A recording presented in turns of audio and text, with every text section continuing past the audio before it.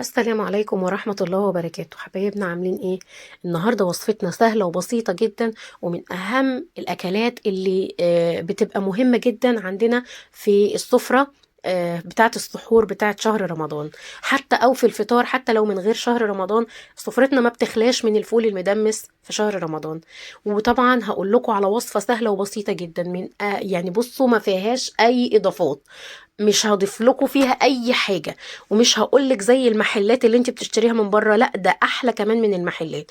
ومش عايزاكي تنسي كمان وصفه الطعميه اللي هسيبلك اللينك بتاعها في صندوق الوصف اللي عملناها مع بعض. ونسمي بسم الله ونبدا الوصفه بتاعتنا. وبصي هي ما فيهاش اي تريكات وما فيهاش اي حاجه خزعبليه، انا هديها لك يعني كده سهله وبسيطه قوي. انا معايا نص كيلو من الفول المدمس، اي نوع فول عندك انت عايزه تستخدميه استخدميه براحتك.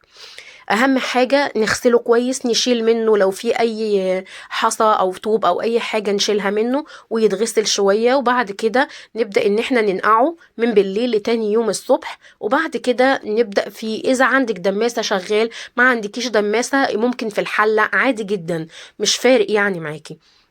بعد كده هنبدأ ننزل بالفول المدمس بتاعنا كله. وبعد كده هنبتدي نحط كوباية من العدس وكوباية من الفول المدشوش، العدس الأصفر، وكمان كوباية من الفول المدشوش. عايزة أقولك إن الوصفة زي ما أنا حطيت الحاجة كده، الوصفة بتاعتي كاملة كلها كده.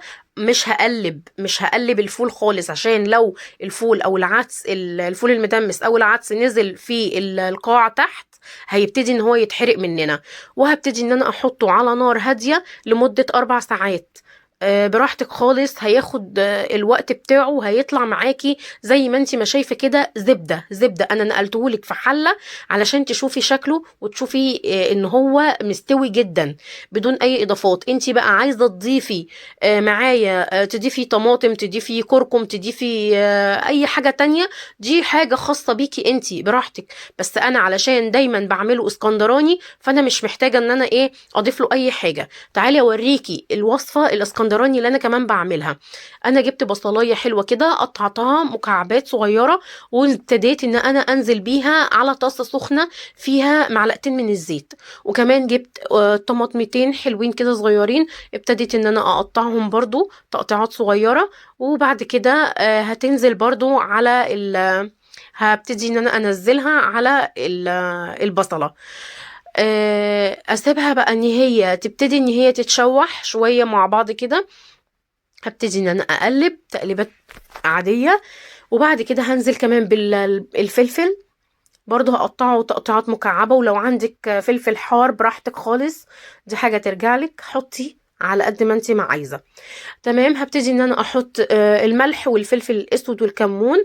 وكمان التكه الحلوه ان انت هتحطي فيه كمان معلقه من السكر الصغيره، هيديه طعم حلو قوي وهينقله نقله تانية.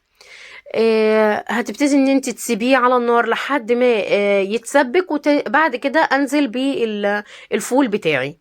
وبعد كده هسيبه ياخد الغلوة بتاعته على النار. وبعد كده هنزله في طبق جميل كده حلو شيك للأكل. وبعد كده هنزل بيه الطحينة بتاعتي. ما تنسيش الطحينة اللي أنا عملتها برضو هنزلها لك في صندوق الوصف تتفرجي عليها، حلوة وجميلة سهلة جدا. الطعم الطحينة أما تعمليها في بيتك سهلة جدا وبسيطة قوي. وادي الشكل النهائي، الشكل النهائي بتاع الفول بتاعنا الجميل.